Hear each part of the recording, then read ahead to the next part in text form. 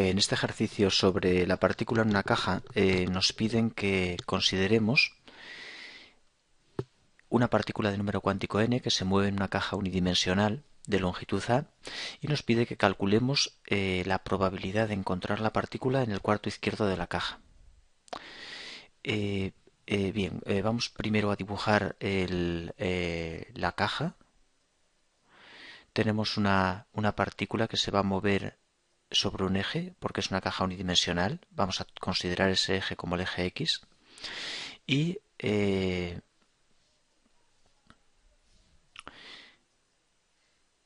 vamos a ir dibujando esa caja en la que tenemos la zona interna de la caja, en la que se encuentra la partícula y está sometida a un potencial cero, V igual a cero.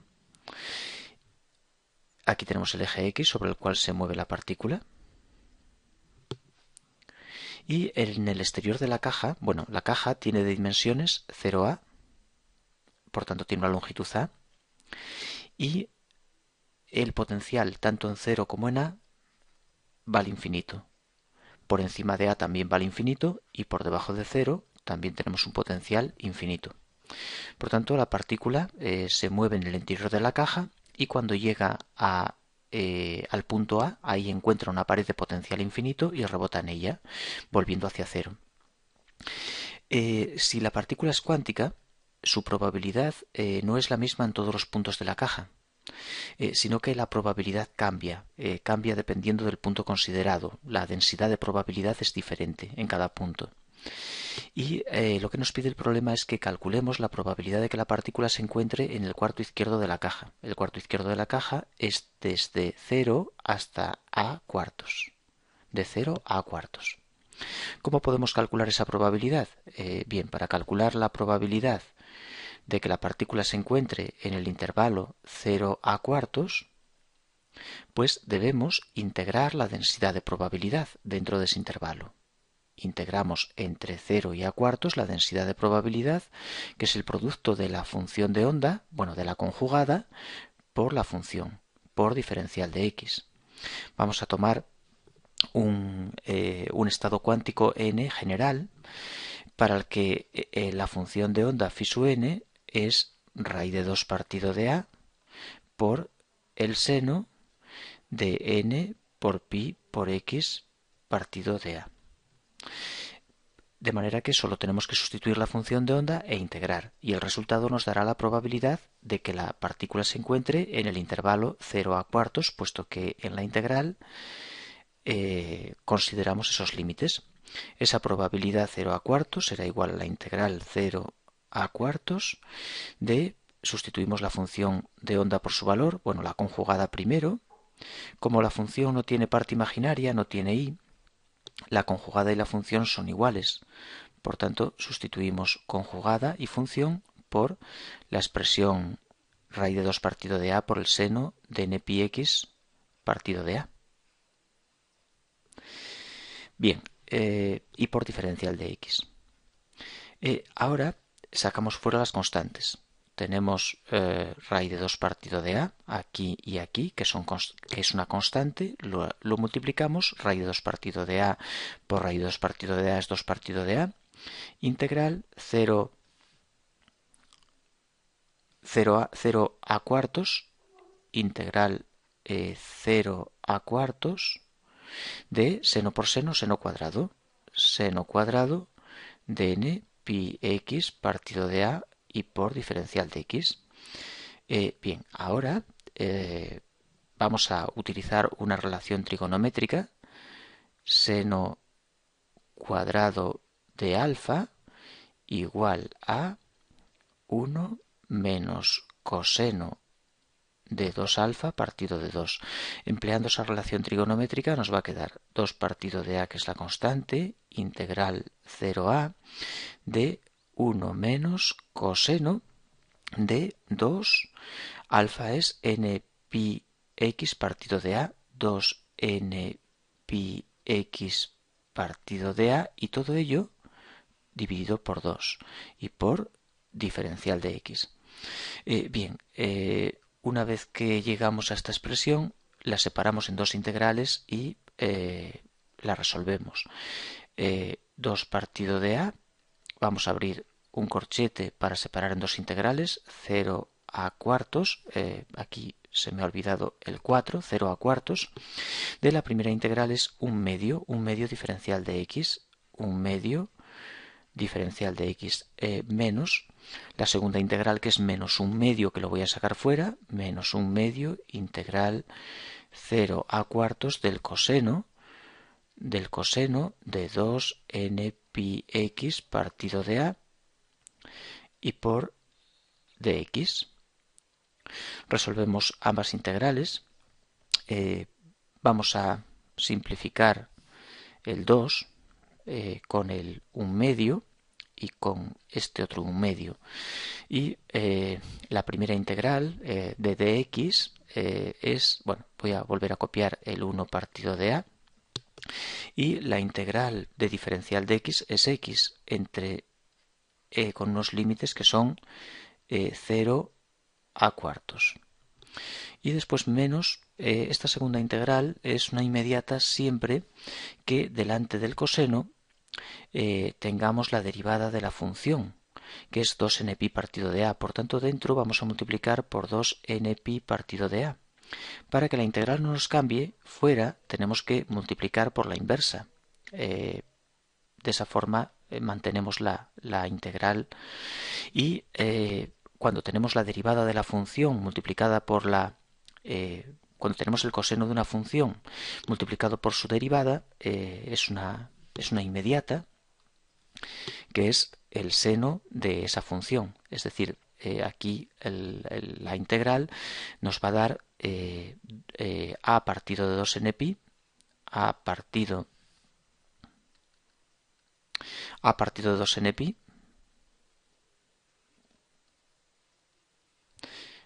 que es el término que ponemos fuera para que la integral sea inmediata. La integral del coseno es el seno de 2n pi x partido de a. Entre 0 y a cuartos. El corchete que acabo de cerrar es este que abrí aquí, aunque lo abrí muy pequeño y después lo cerré ahí enorme. Bien, y ahora vamos a sustituir por fin por los límites. Vamos a ir poniendo límite superior a cuartos. Bueno, es 1 partido de a por, sustituimos por los límites.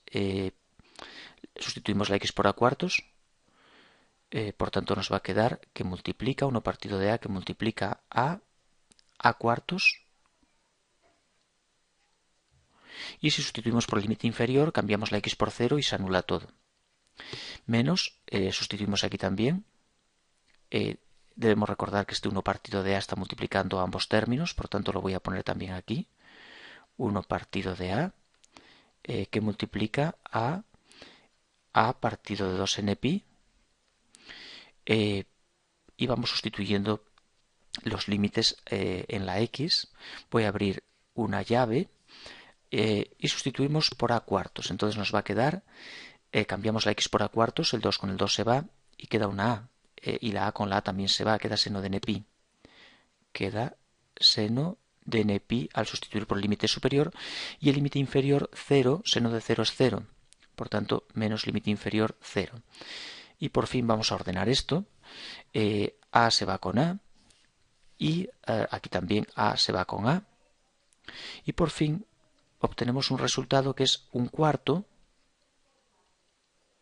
menos 1 partido de 2n pi, 1 partido de 2n pi por el seno de n pi. Este resultado es el que nos permite obtener la probabilidad de que la partícula se encuentre en el cuarto izquierdo de la caja. Por tanto, vamos a volver a copiarla aquí. La probabilidad de que la partícula esté entre 0 y a cuartos es igual a un cuarto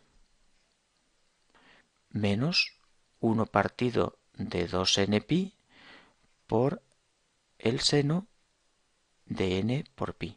Bueno, pongo aquí un paréntesis incluso. Estupendo. Y ahora vamos a pasar a calcular esas probabilidades dependiendo del valor de n. Y vamos a distinguir n, como sabemos, toma valores de 1 en adelante, números enteros. El 0 no es un valor que tenga sentido físico. Y vamos a dividir estos números, este número cuántico lo vamos a dividir en valores pares, 2, 4, 6, 8, etc. Para valores pares, el seno de npi, si tomamos un valor par, por ejemplo, seno de 2pi, seno de 4pi, seno de 6pi, es 0. El seno tiene una gráfica,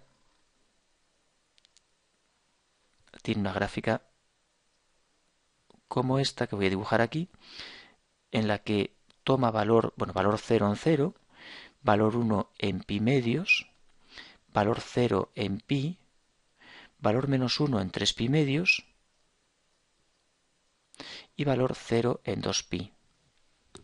Esto significa que si cambiamos por los números pares 2, 4, 6, 8, etc. la n, tendremos 2pi. En 2pi es 0. Perdón, he puesto aquí 0 y aquí es el valor del ángulo, que es 2pi. Aquí es 2pi, toma valor 0. Como es periódica, lo mismo ocurre en 4pi, 6pi, 8pi, etc. Por tanto, el seno vale 0 y la probabilidad, si vamos a la fórmula de arriba, vale 1/4 siempre para todo n par. Por tanto, los n pares tienen de probabilidad 1/4 y aquel seno se anula. Ahora vamos a tomar los valores impares, 1, y los vamos a dividir en dos familias. 1, 3, 5, 7, 9, 11, 13, 15, 17, 19, etc. Y vamos a calcular cuánto vale el seno de npi para cada familia de esos números impares. Así, por ejemplo, si cambiamos la n por 1, tenemos seno de pi. Seno de pi es menos 1. Seno de pi es 0. Seno de pi es 0.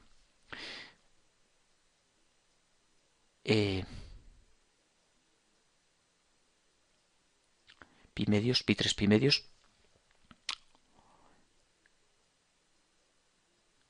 Cambiamos la n por 1, seno de pi es 0.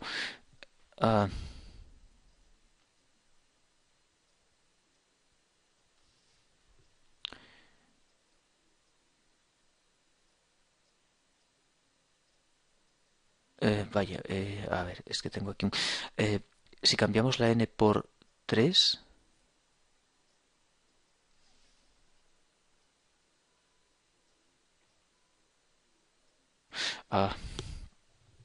he cometido un error que me acabo de dar cuenta ahora de él.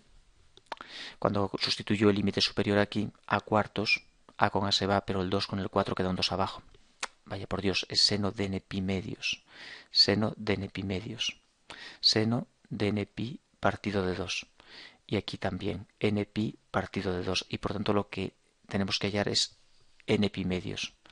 El resultado no tenía sentido y es que tengo un error. Vamos a volver a razonar de nuevo lo que ocurre cuando la n toma números pares. Cuando la n es par, por ejemplo, si cambiamos la n por 2, pues 2 con 2 se va y queda pi, seno de pi 0. Si la cambiamos por 4, 4 entre 2 quedaría 2, 2pi también 0. Bueno, el resultado es correcto. Ahora vamos a cambiarla por 1. Si cambiamos la n por 1, nos queda seno de pi medios. Pi medios tiene valor 1, el seno. Pero si lo hacemos por 5, 5 pi medios, veremos que también vale 1. Y si cambiamos la n por los números impares 3, 7, etc., si lo hacemos con el primero, 3 pi medios es menos 1. Por tanto, aquí vamos a tener valor menos 1. Y la probabilidad, en este caso, será 1/4, y cambiamos todo este seno de n pi medios vale 1, por tanto quedará menos 1 partido de 2n pi. Y la probabilidad en el caso de que la n tome los números impares 3, 7, etc., el seno vale menos 1, vamos aquí con el seno de menos 1, menos por menos más, y va a ser 1/4 más 1 partido de 2n pi. Estos son los valores de probabilidad que vamos a tener para el cuarto izquierdo de la caja, dependiendo del valor del número cuántico principal, perdón, del número cuántico n de la partícula en una caja. Si la n toma valores pares, probabilidad un cuarto siempre independientemente del valor de n que consideremos. Si la n toma valores impares, los dividimos en dos familias. Una de las familias, al sustituir la n en el seno, nos da valor 1 y la otra nos da valor menos 1. Por tanto, la probabilidad es un cuarto menos 1 partido de 2n pi. Debe observarse que esa probabilidad depende del número cuántico, por tanto no es igual para 1, 5, 9, etc. Igual nos pasa para 3, 7, 11. La probabilidad nos depende también de ese valor de n. Bien, y ahora, una vez que tenemos esto comentado, vamos a contestar a la pregunta. Bueno, ya tenemos el apartado A, y ahora pregunta en el apartado B para qué valor de n es máxima esta probabilidad. Bueno, el valor máximo lo tenemos para los valores impares 3, 7, etcétera, puesto que es un cuarto más este valor. Para n pares siempre vale un cuarto. N impares es un cuarto menos algo, por tanto menos de un cuarto. Para estos otros n impares, un cuarto más algo. Y el n que nos da el valor máximo, pues va a ser el n de 3. N igual a 3. ¿Por qué? Porque es el valor de n más pequeño. Y como la n va en el denominador, nos interesa coger el más pequeño de ellos para que este cociente sea lo mayor posible. Y esa probabilidad, la máxima posible para el cuarto izquierdo de la caja, es un cuarto más 1 partido de 3 por 2, 6, 6 pi. Este es el valor máximo de probabilidad que podemos conseguir. Después nos pregunta, además, en el apartado C, que cuál es el límite de la probabilidad con n infinito. Bueno, pues el límite de la probabilidad con n infinito, no tenemos más que hacer el límite cuando n tiende a infinito de esta expresión. Eso significa cambiar la n, por ejemplo aquí, por infinito. Y 1 entre infinito va a ser 0, por tanto quedará un cuarto. El límite cuando n tiende a infinito de la probabilidad va a valer un cuarto. Y en el último apartado nos pide que indiquemos qué principio ilustra el apartado C. Bueno, la probabilidad, si consideramos la partícula como clásica, una partícula que cumpla las leyes de Newton, la probabilidad es una constante, es un valor constante. Si representáramos aquí la probabilidad sería una línea horizontal. Da igual qué punto de la caja consideremos, que la probabilidad de encontrar en ese punto la partícula va a ser siempre la misma. Sin embargo, mecánica cuántica no. Por ejemplo, el primer estado cuántico de la partícula en una caja tiene una función de onda con una gráfica como esta, con un máximo en a medios, y la densidad de probabilidad es también equivalente a esta, y como puede observarse, la probabilidad cambia dependiendo del punto que consideremos. La densidad de probabilidad es variable con x.